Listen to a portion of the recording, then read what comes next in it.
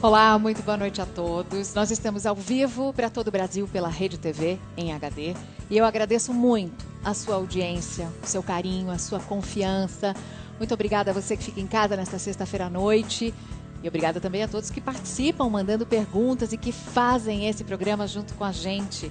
Um beijo para todo o pessoal do Twitter. Aqui a gente pode mandar beijo, tá? Ike Batista. No Brasil, esse nome já foi sinônimo de riqueza, de poder.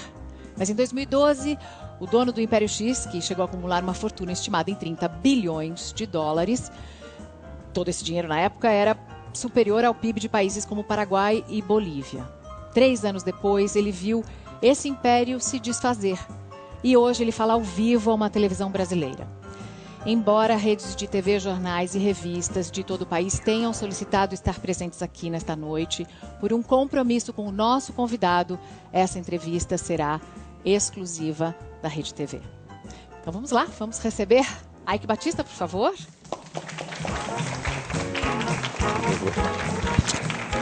Esquerda, né? Por favor. Antes de começar a entrevista, a gente separa sempre alguns vídeos e algumas fotos para os nossos convidados. O seu primeiro vídeo é esse aqui. I'll be back. Você é um cara de frases de efeito, né? Mas roubou essa do Schwarzenegger e acabou ficando mais famosa aqui no Brasil como autor. You're back. I'm back. Só que como você ficou muito tempo sem falar, a gente vai ter que voltar um pouquinho no tempo, claro, até chegar à parte em que você está de volta. Então, primeiro quero agradecer essa camiseta que eu ganhei. Essa camiseta é bem recente, né? Recente. É recente. Tudo pelo Brasil foi uma hashtag que ficou nas redes sociais. Isso. Das pessoas que te apoiam. Perfeito. Por quê? No Rio de Janeiro. Eu acho que apoio porque vários trabalharam comigo, viram os projetos que nós colocamos em pé no Brasil. Eu imagino que você possa mostrar algumas coisas sobre esses projetos. E, enfim, no fundo, projetos reais que são legados, que vão servir aos seus e aos meus filhos. E é importante mostrá-los, porque foi investido muito dinheiro nesses projetos. Olha, acho que pouca gente tem noção que desde 2008, nós investimos 90 bilhões de reais, né? Essencialmente setor privado. Então, você vai ver, provavelmente, espero que você tenha algumas imagens desses projetos que são legados para o Brasil, para todos vocês. Antes, vamos falar um pouquinho da família, porque assim foi um longo período de silêncio e eu imagino também para preservar a família. O Thor recentemente deu uma entrevista a uma revista, disse que sofreu de depressão na época em que os negócios começaram a dar errado, que tomou remédios. E eu gostaria de falar com você sobre esse período também, porque você não falou ainda. Claro. Olha, quando você... Nas empresas que nós criamos, eu tinha 5 empresas listadas na Bolsa. E uma delas, a de petróleo, falhou. Ela, na verdade, foi quase que uma âncora. Ela puxou todas as outras empresas que tinham projetos extraordinários para baixo. É assim. Infelizmente, a exposição de 5 empresas foi algo inédito no mundo. Não tem algo igual no mundo. Ou seja, a captação de recursos para construir todos esses empreendimentos é algo que jamais foi feito no mundo. Nós conseguimos fazer, obviamente, pela ousadia dos projetos, pela qualidade deles. O petróleo não funcionou. E, na verdade, por ter construído 12 minas, né, 10 de ouro, mundo afora, 2 de minério de ferro, você fica meio autoconfiante demais. E quando eu fui encarar o petróleo, achando que, como eu tinha ganho áreas na bacia mais rica do Brasil, que é a Bacia de Campos. Bacia de Campos, exatamente, onde a taxa de sucesso da Petrobras chegou a ser 63%, ou seja, de cada 10 furos que você fazia, 6,3 furos você acertava petróleo. E, de fato, nós encontramos petróleo. Só que a produtividade desses campos foi 1/4 do que a gente previa. Mas teve petróleo. Tem petróleo. Só que se ele não sai, se as rochas são complexas, isso é do business, né? É do setor.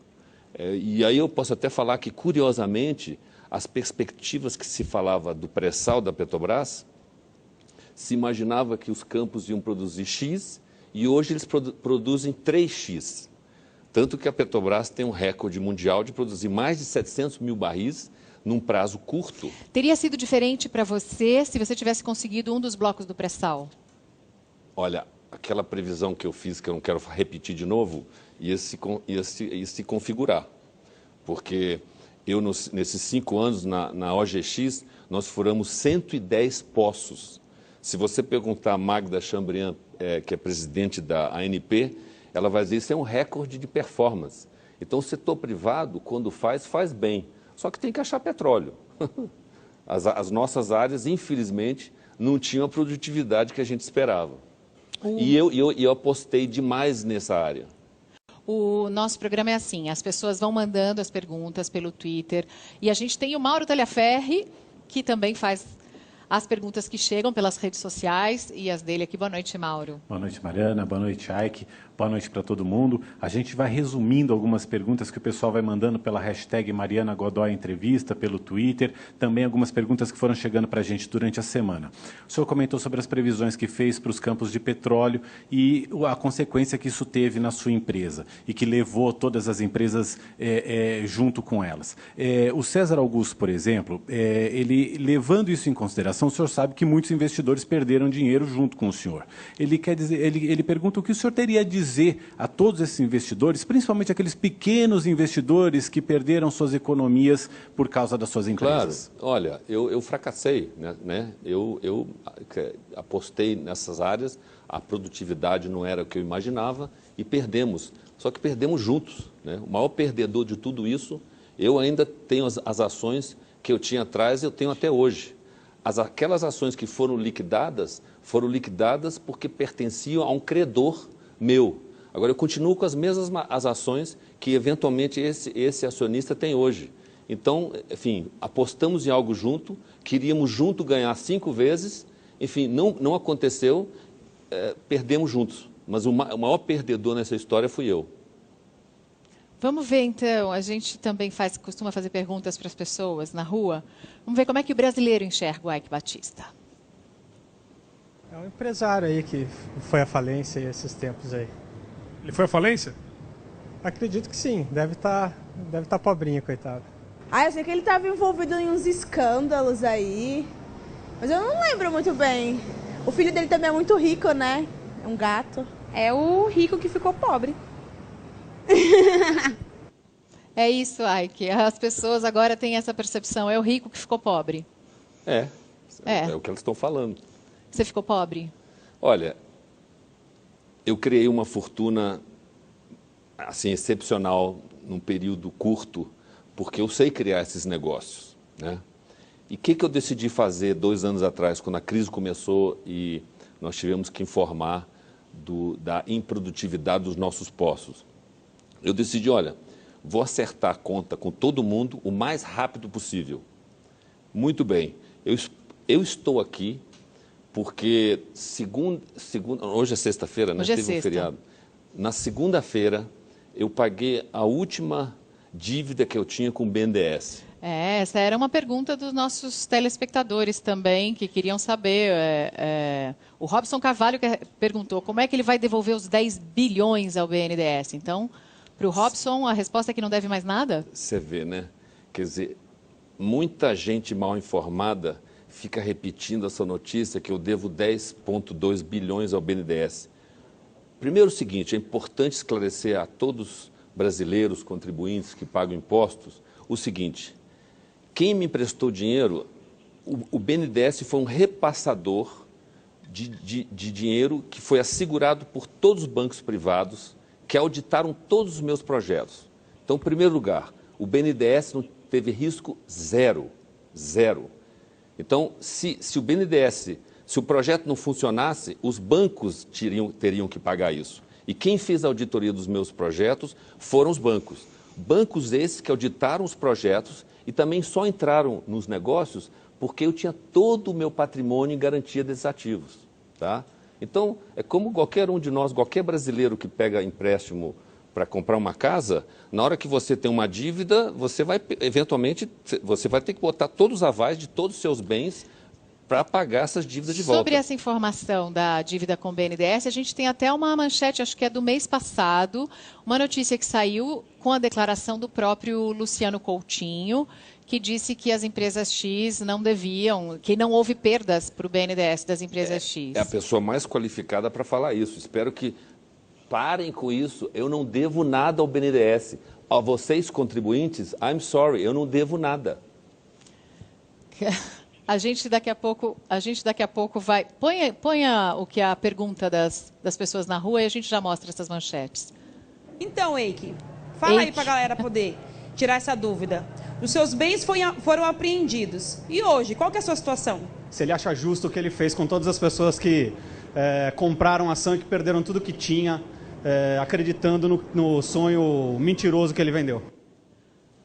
Aí mentiroso é uma palavra mais forte. Não é? Quer dizer, olha, se eu estou até hoje com as mesmas ações que eventualmente ele comprou, né, nós criamos muita riqueza. E vale lembrar que muitos acionistas ganharam muito dinheiro. Não sei se vocês sabem, essas empresas, 70% do capital foi capital de estrangeiros, né? E muita gente vendeu as ações também. Então teve muitos que ganharam muito. É aquele negócio, você está na bolsa porque você quer ganhar sempre muito mais. Essa é a história verdadeira. Mas para alguém ganhar, sempre tem que alguém perder. Não necessariamente. Não, tem empresas que continuamente crescem, né? Se eu citar a Apple para você, é uma empresa que, se você ficou com ela 5, 10, 15, 20 anos, todo mundo ganhou dinheiro constantemente. Foi um crescendo, né, constante. Eu não opero na bolsa que eu não tenho sobrando assim para tanto. Mas já que as pessoas têm essa... A moça quer saber como é que você está hoje. E eu perguntei se você tinha ficado pobre. Na verdade, como foi notícia em todo lugar a apreensão dos bens, eu acho que isso é que acabou mexendo um pouco mais com o imaginário das pessoas. Claro. Porque um dia você acordou muito cedo com policiais à porta da sua casa, levando seus carros... relógios... Telefone celular, eu sei. Estávamos trocando mensagens pelo WhatsApp e eu perdi o contato. Sumiu. Então, alô, Polícia Federal, estava atrapalhando aqui a entrevista em andamento. Demorou meses para conseguir seu telefone de novo. É uma invasão à privacidade. Eu quero saber qual foi a sua reação naquela hora. É uma pergunta horrível de fazer, mas como é que você está se sentindo? Não, olha, se você tem a consciência que sempre fez a coisa certa e fala a verdade, sabe, aquilo foi uma surpresa, né? O cara te invade a sua casa de manhã cedo, eu declarei suspensão ao juiz, o juiz ficou furioso, né? E atacou com todas as armas que tinha, e, enfim, graças a Deus a justiça foi feita logo em seguida.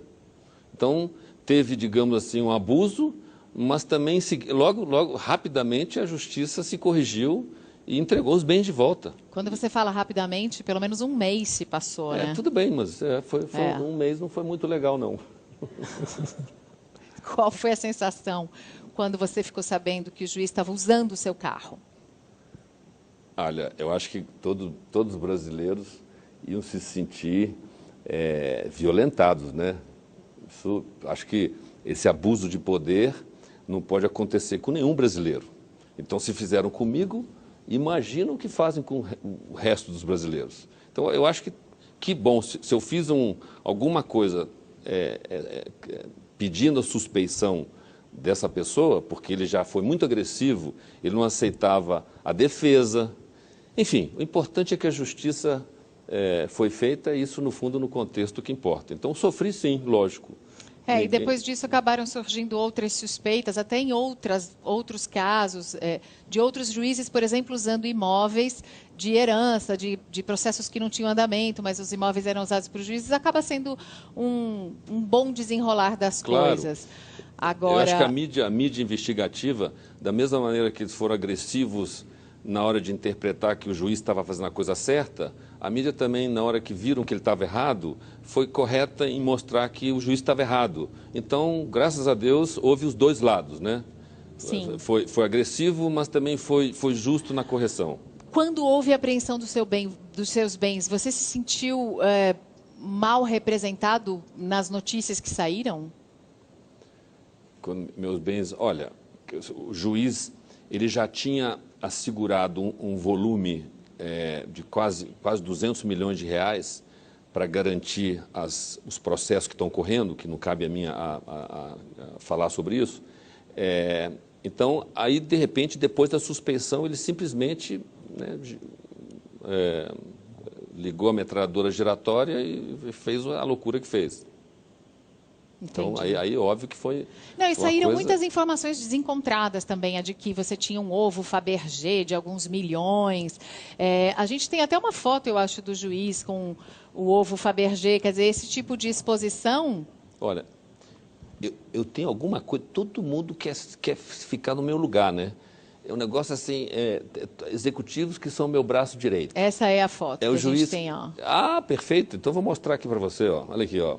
Esse ovo, 34 milhões de dólares, de acordo com a mídia. Vamos leiloar ele agora? Quer leiloar ele agora, por favor? Quem dá mais? Aí, lances aqui na plateia. Doado. Você pode escolher a instituição de caridade, por favor. Mas é sério? É, lógico, por favor. Gente, ganhei um ovo Fabergé. Aqui, pode doar. Vamos dar um close nele, então. Tá aqui o close do Fabergé. Deixa eu pôr perto do meu anel. O meu anel vale mais que o ovo, tá, gente? É lindo. Mas Foi isso. Foi comprado no Free Shop de São Petersburgo. Então ele é um ovo mas russo. É muito valioso. Já que a gente vai leiloar, a gente quer captar bastante recurso para doar. Mas olha só que coisa. É sério? Fica pra gente? Todo seu. Então, vou deixar aqui na caixinha. Aposto que quem comprou nem foi você, foi a Flávia. Foi. Foi? Foi mesmo? Foi. A Flávia Sampaio, esposa do Ike, está aqui na plateia. Por favor, focalizem essa moça bonita. A mãe do Balder, que comprou o... Então, vamos fazer o seguinte, vamos mostrar um pouco da família? Vamos. Por favor? Claro. Fotos da família, então, no telão. Já que a gente mostrou a Flávia, vamos mostrar as crianças. Essa é você, criança. Quem sou eu? Acho que você é o que está ao volante. Isso aí. Tá bom. Isso. Já gostava de carros desde criança. Você vê, né? O outro é seu irmão mais velho. Esse é você com Thor. Sou eu com Thor e o Thor ali na esquerda, ali, exatamente. Pode encher a tela das pessoas em casa, porque depois fica todo mundo reclamando. Eu não consegui ver a foto, não consegui ver a foto. Aí, os três. Os três. Então é o Balder, que vai fazer quantos anos? 2 anos agora, dia 19. É o Olin, o Thor, ali praticamente, enfim, um com 5, acho que um com 3 anos. E depois os dois já mais crescidinhos. O Olin ainda um pouco gordinho, não vai gostar de você ter trazido essa foto, tá? Não. Você tem uma melhor dele ou não? Não. Só no Instagram dele, mas não peguei, né? É. Não quis ser invasiva. Ele emagreceu. Que bonitinho, o seu mais novinho, todo sério. Vocês querem mostrar mais fotos? Vamos lá. Tem mais? De onde? Essa é da época que você ia para a Amazônia? Você vê, essa é a minha época de garimpo. Serra Pelada mesmo. Não fui para Serra Pelada. Pelada... estilo Serra Pelada. Isso. Mas Serra Pelada era da Vale do Rio Doce. Eu nunca me meti com nada da Vale do Rio Doce. Então, diga isso. Seu pai, o pai do Ike Batista, gente, aqui comigo, ele é Zé Batista, presidente da Vale do Rio Doce, foi ministro, e a lenda. Ele te deu um mapa da mina. É verdade? Mais uma lenda. Tá bom. Olha lá. A primeira mina de ouro que eu coloquei em produção, em 1980, eu tinha 24 anos, foi em Alta Floresta, no norte do Mato Grosso. A Vale não tinha nada naquela região. Segunda mina que eu coloquei em produção no Brasil foi no Amapá, mina de ouro. A Vale não tinha nada na região. Na verdade, quem tinha era aquela empresa KM, do falecido Dr. Antunes. A Vale não tinha os negócios, mas tinha o mapa ali dizendo aqui tem isso, aqui tem aquilo. Isso não existe. Ou você tem as áreas que lhe pertencem, né? Que você vai negociar, ou ela vai me repassar para eu mexer lá.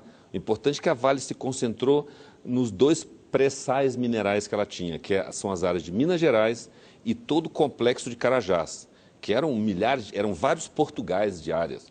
E ali dentro eu nunca cheguei nem perto daquilo. Meu pai, nós somos 7 filhos, uma menina, minha irmã, e 6 homens. Ele nunca deixou ninguém chegar nem a 10 quilômetros perto, nem da companhia principal, nem das subsidiárias. Então era show. Então olha, e aí eu vou, só para continuar nas minas, a terceira eu fui convidado pela multinacional inglesa, Rio Tinto, e construímos juntos uma mina, a maior mina do Brasil de ouro, que está em Paracatu, Minas Gerais, é a maior mina de ouro até hoje no Brasil, convidado para uma multinacional. Quer dizer, eles viram, esse Batistinha aí, ele gosta de ouro, vamos chamar ele para ser sócio. A quarta mina foi uma mina no Chile, porque o Brasil não é muito rico em minas de ouro, né? Então você começa, já que eu virei uma mula, só queria procurar minas de ouro, eu fui atrás de minas de ouro mundo afora. Por isso que eu fui para o Chile, construí 2 minas no Canadá, fui para a Grécia, Rússia, enfim, aí dei a volta ao mundo, exatamente fugindo do meu pai, porque nada perto da Vale podia ser feito. Mas você, nessa relação com seu pai, você disse que seu pai te ensinou a pensar grande. Você fazia muitas coisas e um dia, quando você largou a faculdade de engenharia, ele foi contra e te ofendeu. É, bastante. O que ele falou? Ele meio que deu assim, uma bela pancada na mesa. Estava meu irmão e uma outra pessoa que trabalhava comigo e falou, olha, eu vou lhe dar um diploma de idiota. E aí eu acho que você fez de tudo para provar para ele que ele é que estava errado. Eu fiquei assim, quase uns 8 anos sem conversar com ele. Bom, então não podia ter informação privilegiada nesses 8 anos de distanciamento. É difícil, não encaixa, né? Não funciona, isso aí não encaixa. O que é essa foto que a gente está mostrando? Olha, são máquinas que minha primeira mina lá no Amazônia, no Mato Grosso, construindo uma estrada para acessar a mina. Temos outras? Quer dizer, você já disse isso, que gosta de construir do zero, pegar do zero e não comprar uma coisa que já existia. Não. Eu sempre Você continua pensando assim? Olha, eu não gosto de fazer puxadinho. Puxadinho me irrita profundamente, porque acho que o Brasil tem muito isso, né? Tudo que se constrói dura um ano, né? O cara asfalta uma estrada e um ano está... O Brasil tem que se redesenhar nisso. A gente tem que fazer... Os empreiteiros que constroem, eles têm que ser responsáveis por 10 anos pelaquela estrada. Entendeu? Então, esse conceito de fazer do zero, fazer certo, para durar 200 anos ou mais, são os projetos que eu faço, que não são PowerPoints. Ah, que não são PowerPoints. Então a gente vai mostrar... Mauro, você foi visitar um PowerPoint do Ike, não foi? Visitei um suposto PowerPoint que saiu do papel. Eu fui visitar o Porto do Açu, que fica em São João da Barra, no litoral fluminense, no litoral do Rio de Janeiro. É um projeto imenso que está lá, está funcionando, está operando. Inclusive, ele é considerado até pelos críticos do Ike Batista como um legado das empresas do Ike Batista. Então, a gente foi visitar para ver como é que é o Porto do Açu, lá no Rio de Janeiro. Eu não morri ainda não, hein? Legado? Né? Legado. Peraí. Mas já tem seu legado. Vamos lá, roda o VT do Mauro. O Porto do Açu foi pensado para atender setores da economia que movimentam grandes volumes e, por isso, precisam de navios e estruturas gigantes. São 90 quilômetros quadrados, com capacidade prevista para receber 47 cargueiros simultaneamente. O Açu fica em São João da Barra, norte fluminense, perto dos principais campos de petróleo do país. Também está ligado à mina de Conceição do Mato Dentro, em Minas Gerais, pelo maior duto do mundo para minério de ferro. Uma tubulação subterrânea com 529 quilômetros de extensão. O duto leva o minério diretamente para o terminal externo do porto, capaz de receber os maiores navios de carga do planeta e com profundidade que poderá chegar aos 23 metros. O outro terminal do Açu é interno. Uma enorme operação de dragagem criou um canal artificial de quase 7 quilômetros de extensão, 300 metros de largura e 14 metros de profundidade. O futuro planejado para o Açu é de um complexo industrial, que deve empregar cerca de 50 mil pessoas. 90% da área ainda serão negociados para a instalação de empresas. Hoje, há 6.000 trabalhadores no local, atuando na operação do porto, nos canteiros de obras e nas 5 empresas que já se instalaram no complexo. Ike Batista é o idealizador do Porto do Açu, projeto que começou a sair do papel há 7 anos, tocado pela LLX. Com a crise, ele repassou o controle da empresa a um fundo americano. Ike tornou-se sócio minoritário do porto. Um dos obstáculos para o desenvolvimento do complexo é a precária estrutura de transporte terrestre. 2 ferrovias previstas pelo governo federal podem beneficiar o porto: a ligação entre Anápolis, em Goiás, a Campos, no Rio, e o trecho entre Vitória, no Espírito Santo, e o Rio de Janeiro. Essas ferrovias permitiriam ao porto investir no transporte de grãos, bauxita, veículos e contêineres. Atualmente, o que está a pleno vapor é o carregamento de minério de ferro. O metal que chega pelo mineroduto fica estocado em grandes pátios à espera de ser embarcado. O minério de ferro sai do pátio de estocagem, que fica lá na outra margem, a perder de vista, e segue por essa esteira, que tem aproximadamente 7 quilômetros de extensão. Ela segue por aqui até chegar naquela ponte ali, de onde o minério de ferro é despejado no navio. Desde outubro do ano passado, quando esse terminal entrou em operação, cerca de 2.500.000 toneladas de minério de ferro já foram carregadas em navios. Esse aqui é o 21º navio que vai sair carregado aqui do Porto do Açu. No mesmo terminal, acontecem as obras do cais para transbordo de petróleo. As primeiras operações devem ocorrer no ano que vem. Propulsor do desenvolvimento ou apenas mais uma ideia ambiciosa, o Açu é dependente, sobretudo, de tempo. Mas num projeto assim gigante, até as discussões sobre ele assumem grandes proporções. Até as discussões sobre o Açu. PowerPoint. Essa história de PowerPoint magoou você? Pode falar. Mas, PowerPoint? Tem que achar graça. Engraçado, parece que tem um vácuo. Eu não sei se é um jornalismo, os jornalistas que não conhecem esse tipo de estrutura, o que é o resultado disso, ou mesmo academia, né? Porque talvez foi falha nossa de não chamar professores de faculdade para entenderem que o porto do futuro do Brasil é esse aí. Então, se chinês quer vir para o Brasil construir uma estrada de ferro, ele quer construir uma estrada de ferro que vai parar num porto que funcione. E não um que tem atrasos de 30 dias para você desembarcar o navio, né? Carregar ou descarregar. E isso aqui... Esse porto é o mais moderno do Brasil? Olha, esse porto é o maior porto indústria do mundo. Qual é a diferença dele em relação aos outros? Por que ele é tão melhor? Porque, primeiro, pelo calado, né? Você consegue operar com navios... Calado é a profundidade. É o tamanho do navio que consegue entrar por causa da profundidade do mar ali perto. Quer dizer, não adianta você querer aterrissar com um jumbo no Santos Dumont, né? Imagina um jumbo aterrissando no Santos Dumont, ele vai parar dentro d'água. Não dá. Então, calado, todo o tamanho de navio, o avião precisa de algo adequado para você parar. O Açu consegue receber os maiores. Os maiores navios do mundo. Então, se você quiser ver um... Recentemente, na Folha, eu acho, foi feita uma comparação. A gente vai voltar a falar do BNDES, do empréstimo do BNDES para você ir para a construção do Porto de Açu, comparando com o empréstimo do BNDES para fazer o Porto de Mariel, em Cuba. Eu não consigo comparar, eu não sei qual é a comparação técnica entre esses 2 portos. Você pode me ajudar? Posso te ajudar. Primeiro é o seguinte, acho que o Brasil foi feliz em financiar um porto antes que os americanos entrassem, porque agora que os americanos tiraram o embargo de Cuba, a Cuba vai bombar, né?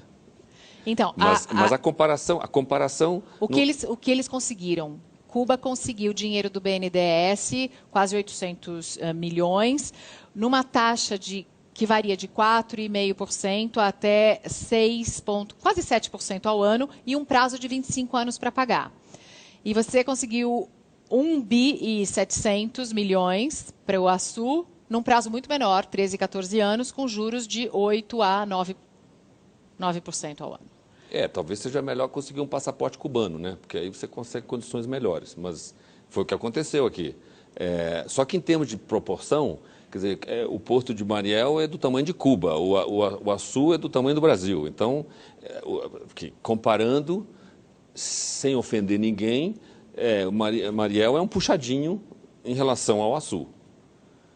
Um puxadinho, acho que está de bom tamanho para a gente, hein? Mauro, mais perguntas? Quanto você investiu no Porto do Açu? Olha, o grupo, nós investimos lá 6 bilhões de reais, né? Você vê que o BNDES é uma parte disso. E empresas, hoje no total nós temos 60 bilhões de reais investidos entre as 12 empresas multinacionais, né? E nós somos, na verdade, o catalisador para que essas empresas se instalem. E o curioso é que está na hora das empresas brasileiras entenderem o que é o Açu, que também é outra curiosidade, que imagino, de novo, graças a Deus aqui vocês foram lá visitar, né? Mostrar que não é um PowerPoint.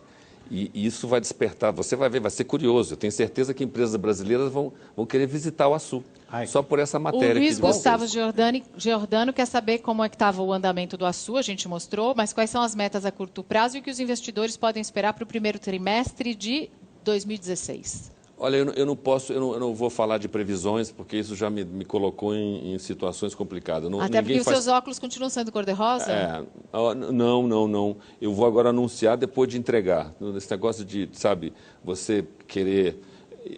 Eu acho que todo empresário tem que meio que enxergar um futuro e ser otimista, né? Que o pessimista não faz nada, né? Fica em casa... sei lá, vendo não sei o quê, um feriado qualquer. Você se arrependeu? Por isso que você ficou tanto tempo quietinho? Você se arrependeu de ter falado demais? Não me arrependi, não. O que eu fiz foi o seguinte, quando você engata num processo de renegociação de dívida, nós estamos falando de eu estou falando de 75 bilhões de reais, que eu negociei 100%. De novo, é meio inédito no mundo. Ninguém consegue negociar 75 bilhões de reais nesse prazo. Eu o fiz porque fui generoso. Em vez de ficar brigando 5 anos por mais X para você, mais X para mim, faz logo porque eu quero reconstruir tudo de novo. That's why I'm back. You're back. I'm back. E não tenho... Você sabe aquela reportagem do Valor... que fala que eu ainda tinha uma dívida de 1 bilhão e alguma coisa? Essa reportagem do Valor é a do Cristiano Romero? Isso, do Cristiano Romero. Que foi em março desse ano, dizendo que você ainda tinha 1 bilhão em dívidas. De dólares, né? Isso. O Bloomberg adora falar isso. Aí, o seguinte, essa dívida está zerada. De novo, botando meu patrimônio para zerar essa dívida, porque eu vou começar de novo e estou começando de novo. Mas de onde vem o dinheiro? Se os bens foram apreendidos, de onde vem esse dinheiro para pagar a dívida? Não, peraí, eu sou um grupo... Primeiro, tinha um fundo soberano em cima na minha holding, né? É esse Mubadala. E embaixo, os bancos, que eram... Eu dei o aval de todos os meus bens, então tudo estava em garantia. Eles pegaram tudo que satisfez a solução de toda a dívida. Então, o que sobrou agora é meu. Eu não tenho mais dívida. Ike Batista zerou a dívida. Eu agora tenho algum patrimônio para começar. E se você vai querer, antes eu vou te responder, você quer saber meu patrimônio? Eu vou te dizer, é que nem... Você sabe o que está escrito no manual da Rolls-Royce? Ali, o quê? Assim, ele fala assim, a potência do motor. Está escrito assim, o suficiente. Enough, quantidade suficiente para. Esse suficiente, que são... Esses suficientes são 5 milhões? Você mudou de vírgula, você tinha 3 vírgulas, você tem só 2 vírgulas agora? Vírgula é como os americanos mostram os números. É o suficiente. É o suficiente. Esses suficientes são os 5 milhões de dólares anuais que o fundo... esse fundo dos Emirados Árabes ficou de te pagar por ano? E, segundo lugar, eles estão pagando? Presta atenção. Você acha que alguém que criou mais de 10 empresas de $1 bilhão, você acha que isso é o suficiente para remunerar e fazer começar tudo de novo?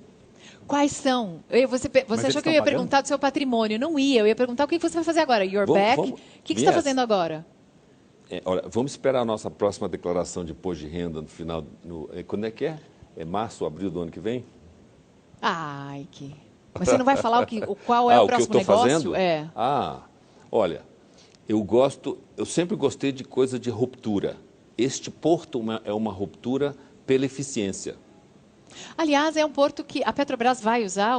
Perfeito, a Petrobras vai usar. A gente tem... Gente, vamos tentar pôr aquelas manchetes.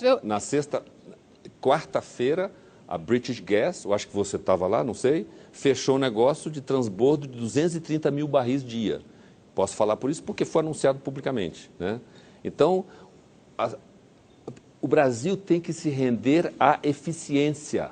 Esta é a palavra mágica. Coisas que foram planejadas de longo prazo, tá certo? E tem que ser barato, o barato eficiente, concorda?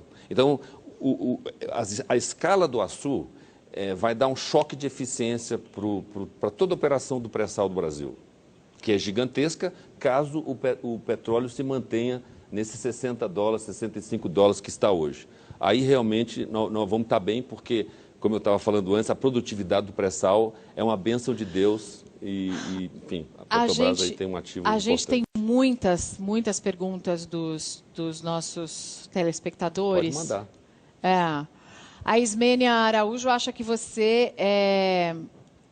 Ela quer saber de você como é que é ver os próprios brasileiros perseguindo um empresário brasileiro que investe no país. Ela acha que você é uma vítima do julgamento rápido dos brasileiros. Você se considera uma vítima? Sabe... Eu vou mudar a pergunta. Você se sente injustiçado? Sinto, sim. Sinto. As pessoas entenderem o porte desses projetos. Você não falou da energia elétrica. Eu posso afirmar para você, checa na ONS, checa no Ministério de Minas e Energia. A gente tem fotos de duas termoelétricas, mas pode falar sobre elas. Sim, se elas não existissem, são 3.000 megawatts. 3.000 megawatts. Essa é qual? Essa em Pecém. Ceará. No Ceará. Olha aqui, isso aqui não estaria ligado hoje, hein? As suas termoelétricas ajudam a fornecer energia para o Brasil, para o sistema nacional, né? 3.000, quando falam de Giral, isso aqui é maior que Giral. As plantas que eu construí no Ceará e no Maranhão, em São Luís e no interior do Maranhão, com gás que eu descobri no maior campo de gás em terra. E isso ainda é seu? Não, no fundo, isso para eliminar as dívidas, tudo foi para os credores. Para eliminar as dívidas, o que sobrou de todas as empresas X? O que sobrou para você? Pequenas participações desses ativos, né? E, enfim, recursos para eu recomeçar, que é o que eu estou fazendo. Se você se sentiu injustiçado, eu imagino que se 5 milhões é pouco, você faz parte de uma classe social que pode muito bem mudar para Miami amanhã, como muitos fizeram. Por que você não saiu do Brasil? Você já pensou nisso? Seus amigos te disseram isso? Daqui eu não saio, não. Porque, olha, os meus Tori e Olin são apaixonados pelo Brasil e o Baldo não sabe ainda se ele é ou não é, mas vai ser. Então, olha, eu no ano 2000, de uma maneira muito consciente, decidi, olha, eu vou gastar toda a minha energia no Brasil para consertar o que for consertável e onde eu sou bom. Então, nessa área de geração de energia, logística, é difícil competir com os projetos que a gente botou em pé. Bom, então... E o triste é que ninguém sabe, quer dizer, tem um vácuo aí, um buraco negro, que, graças a Deus, vocês estão abrindo a porta para que isso seja mostrado no Brasil e vocês vão provocar outros, com certeza. Você já acabou respondendo a pergunta do Anderson Martins, que queria saber se era possível criar um empreendimento no ramo logístico sem ser atingido pela crise ou pela maneira como as coisas são feitas aqui no país. Na verdade, o Açu foi feito para todos os brasileiros, empresas brasileiras, estrangeiras. Use o Açu, não queira construir um novo. Esse negócio do Brasil de construir 10 estaleiros, né, nós vamos fechar 9, 8. Que tristeza, né? Quer dizer, é uma falta de entendimento do que deve ser feito, onde se deve concentrar recursos e fazer... A gente podia ter feito 2 melhores estaleiros do mundo, com a melhor tecnologia japonesa ou coreana. Eu, por exemplo, no Açu trouxe os coreanos.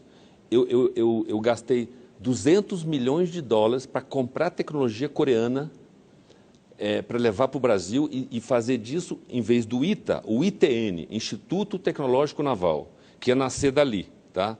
E estava esperando, obviamente, fabricar as sondas e os equipamentos para a OGX, o meu petróleo, mas também para fornecer para outros. E esperava ganhar algumas sondas, dessas sondas que a Petrobras encomendou. Eu não levei nenhuma. Então, falam que eu sou empresário... né? Empresário do PT. Você não é um empresário do PT? Olha, eu sou empresário do Brasil. Sempre fui. Minha família, olha, meu pai sempre nos ensinou a ser apolítico. E eu tenho operações no estado do Ceará, que é o Cid Gomes, que é do PSB, né? Tanto partido 32 partidos. Eu me confundo um pouquinho, me desculpem. Em Minas Gerais, da Anastasia, e PSDB. antes do Anastasia, do PSDB, o senador Aécio. Então, nós temos projetos em todos esses estados. Eu lá tenho que ser de algum partido? Tá certo? E se fosse, estaria eu nesse problema? Mas é porque as pessoas acreditam que você tenha sido favorecido durante o governo Lula e Dilma, durante o governo PT. Se tivesse me dado os 10 bilhões de reais do BNDES, eu até diria que sim. Bonito. Não levei nada. Ou um bloquinho do pré-sal? Ou um pedaço do pré-sal. Imagina meus 110 furos que eu furei se eu tivesse furado o pré-sal. Olha, eu garanto a vocês que teria mais 300 mil barris de produção para o Brasil. Quanto no final você recebeu mesmo, de fato, do BNDES? Do BNDES, de novo, o dinheiro o Tesouro repassa ao BNDES literalmente a custo zero. Ele vai e empresta as taxas que você falou ali. Então, tudo que ele ganhou nessa diferença, o BNDES, essa história que perdeu comigo, o BNDES ganhou comigo. Vai lá no balanço. Tem um negócio chamado BNDES Transparente. Está né? na transparência, Por favor, no mundo da internet, se informem. E não deixem os desinformados desinformá-los. A gente tinha essa manchete aqui, eu não sei, eu pedi, quando estiver pronta, Mauro. Deixa eu aproveitar para fazer uma pergunta que está chegando, que é bastante, é uma questão que é feita constantemente, que é em relação ainda a dívidas, que é a questão desse put não realizado na OGX, que seria da casa aí de mais de R$1 bilhão. Por exemplo, o Ismael Carvalho, ele pede para que você esclareça essa questão, por favor. Claro. Olha, a OGX tinha uma dívida de 5,7 bilhões de dólares com os credores. Esses credores, passaram a ser os maiores acionistas da companhia, né? Eles na verdade, controlam a companhia. E eles cancelaram o meu put por essa negociação. Eu não fiquei negociando anos com eles. Eu aceitei todo o pedido do credor, que no fundo é ele que manda nessa hora, né? Ele que é dono, né? É que nem qualquer cidadão comum que tem uma dívida com o banco, infelizmente é o banco que acaba mandando em você. Você vai ter que entregar o que você se comprometeu. E eu entreguei assim de uma maneira muito rápida. Então, nos Estados Unidos, e eram credores estrangeiros, não é vergonha você fracassar. O que é vergonha é você não negociar de peito aberto, né? De kimono aberto. Foi o que eu fiz. Isso foi compreendido. E nesse contexto, a put foi cancelada. Tão simples quanto isso. Você disse que não deve para ninguém. Alguém deve para você? Se alguém me deve? Deixa eu ver. Não pensei nisso. Você sabe que quando olha, talvez, vou te dizer, talvez os mais de 100 executivos que trabalharam comigo, que estejam felizes onde estão, mas eu acho que aquela crítica que vem deles é uma coisa assim que eu não acho saudável, sabe? Devia ter um santinho meu na casa deles assim, né? E toda manhã cedo dar um beijinho nesse santinho que deixou tanta riqueza para eles, tá certo? Que toquem as suas vidas. Mas aí dívida... Esses executivos ficaram ricos com você? Levanta você, acho que sim. Eu sei que alguns ficaram milionários, que viram bastante dinheiro aproveitando a subida. Claro. Mas é que as pessoas... Você é um bom vendedor, tem uma boa oratória, tem um jeito de se apresentar que convence. Então, isso acabou fazendo diferença. E até por causa disso, agora vem as críticas. Claro. Mas, se você vê... O que é o Brasil hoje? Quando você empreende um projeto desse tamanho, que é um pouco difícil para as pessoas, enfim, entenderem a magnitude dessas coisas, o Brasil, na execução desses projetos, quando você é muito bom, você atrasa 2 anos. Virou meio que uma realidade do Brasil, né? Porque você, olha, as pessoas que estão lá construindo têm o direito de fazer greve. Então, você para mesmo, para 1 mês, 2 meses. É meio que o resultado da nossa democracia. Tá ótimo, é assim, mas você tem que botar lá. O meio ambiente, ele no Brasil, eu acho que é importantíssimo a gente tomar conta do meio ambiente, não tem dúvida, e que as leis sejam super rígidas. Porém, no Brasil, o coitado do cara lá que assina, o diretor da agência, né, ele vai para a cadeia, né, se acontecer um vazamento num projeto que ele aprovou, né? Então, deve ter um sistema de seguro e não bloquear um projeto que faz bem ao Brasil. Então, sabe, a sociedade Você é muito patriota, está parecendo. É? Eu muito. acho que sim, sou. O Luiz Pedro quer saber se você pensa em ser candidato. Já pensou em ser candidato a algum cargo político? Quem sabe? I don't know. Pode ser. Quem sabe? Olha, até hoje eu sempre servi melhor o Brasil construindo projetos. E eu tenho uma leva de novos projetos aí na área de biotecnologia, que eu acredito muito, coisas do futuro. Eu te liguei, você estava na Rússia. Liguei de novo, você estava indo para a China. Que negócios são esses? Não vai falar que viajou a lazer, que eu não acredito. Tem muita coisa que se origina no Brasil na área de biotecnologia, enfim, que tem a ciência está chegando em tecnologia de ruptura. Quando eu falo de tecnologia de ruptura, é onde você vai fazer algo que é 10 vezes melhor do que existe aí, né? Coisa que aconteceu na internet, onde as coisas simplesmente são 10 vezes mais baratas, 10 vezes mais rápidas, né? Então, existe isso ainda nesse campo e o Brasil é muito próspero para isso. Então, aí existe um interesse nesses países para esse tipo de Você está me dando só a dica, mas não está falando, Não, né? não vou falar também. Não vai falar. Não, Faz não vou, muito não. bem. Agora, pelo menos, uma mudança de Ike Batista. Não vai vou falar. Mauro, por favor. Houve um tempo, porém, você até já se penitenciou, e que você falava e que você divulgava muito as expectativas que tinha para suas empresas.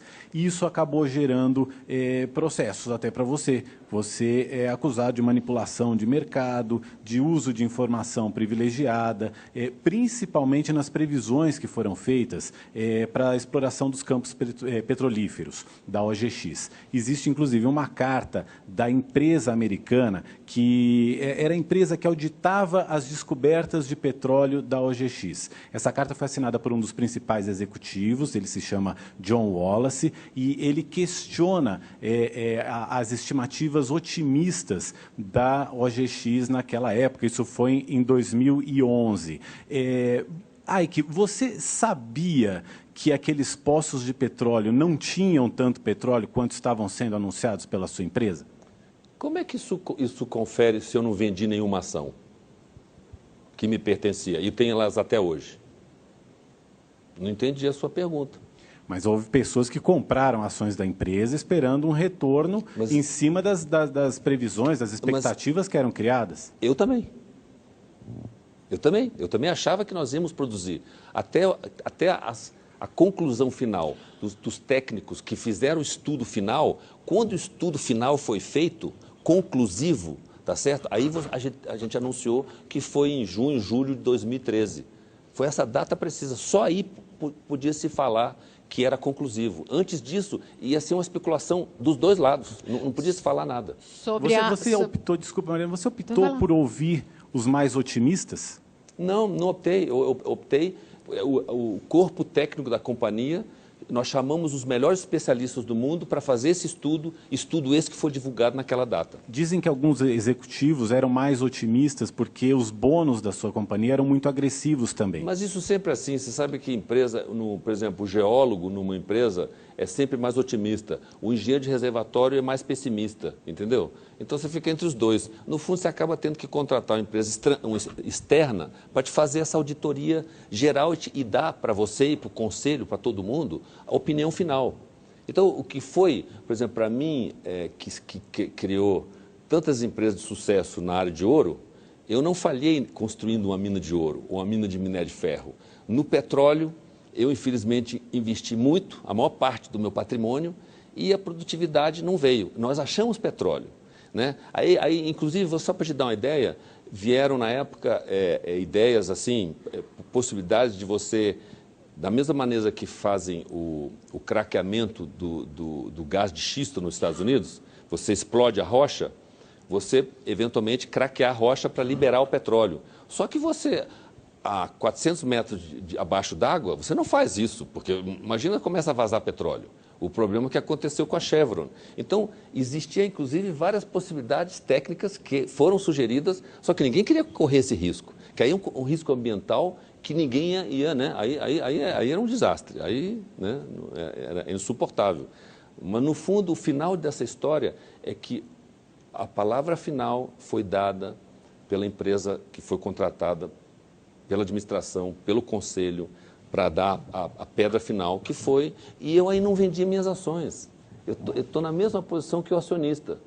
Só para lembrar, quando o governo do Brasil, em maio de 2013, 2 meses antes, fez uma nova rodada, a 11ª rodada, a OGX ganhou blocos em parceria 50-50 com a Exxon e com a Total, 2 multinacionais extraordinárias.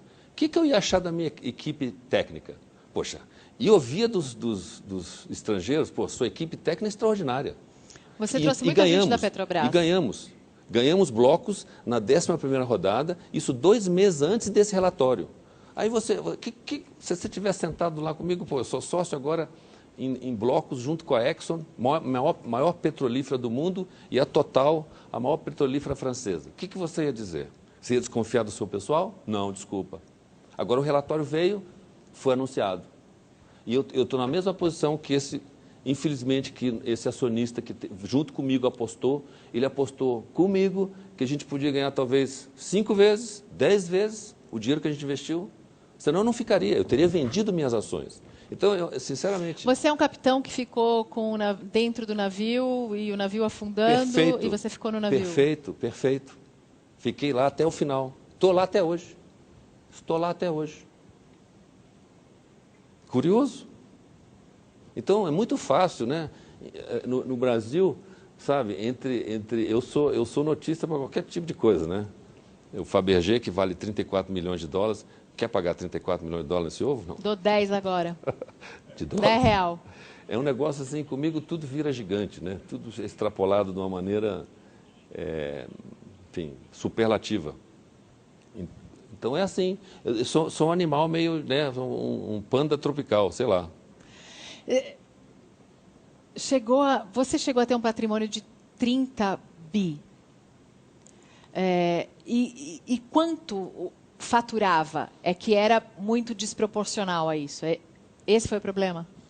Não, não é assim. Você quando investe em projeto de longo prazo, você fica investindo 5, 6, 7 anos. Essa cultura também não se tem no Brasil, né? E depois, de repente, você faz assim. Vum. A cultura no Brasil é o quê? Mais imediatista? É lógico. Você bota um gado no pasto e em um ano tem um bezerro. Aí você já ganhou dinheiro com bezerro. Você vai plantar cana, você colhe em um ano. Você precisava de mais tempo? Ah, 100%.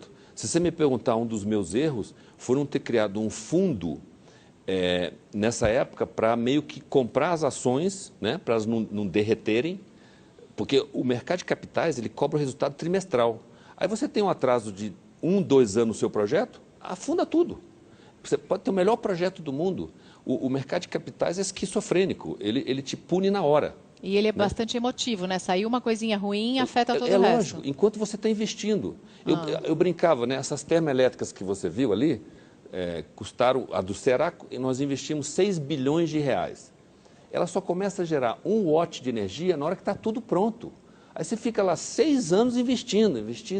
Enquanto você não liga aquilo tudo, tem 6 bilhões investindo. Enquanto não liga, você não leva choque em lugar nenhum. E no balanço lá do trimestre, na Bolsa, prejuízo. Espera aí, prejuízo? Olha o curioso, no caso específico da energia, essas plantas tinham 20 anos de energia vendida na frente. Tinha recebíveis de 20 bilhões de reais. E ninguém aguentava, não aguentou o atraso desse período. Que cultura é essa? Estamos fritos, né? Quando você faz a coisa certa. Olha, o certo não dura um ano só, não. O grande, vocês me desculpem, não é assim que funciona o mundo real. Então, essa cultura de não entender o atraso, né? E aí, se eu tivesse dinheiro de private equity, né? Tanto que tudo que eu fizer agora, eu não vou buscar dinheiro em bolsa. Não, de fundos privados de investimento. Fundos soberanos, fundos privados. Esses fundos ficam com você 10 anos. Você não vai mais abrir nenhum capital? Você não vai mais abrir a capital das suas empresas na Bolsa? Olha, só se a gente criar algo assim excepcional e me insistirem muito, who knows? Aike, você acredita, é uma das perguntas que veio pelo Twitter, eu queria até achar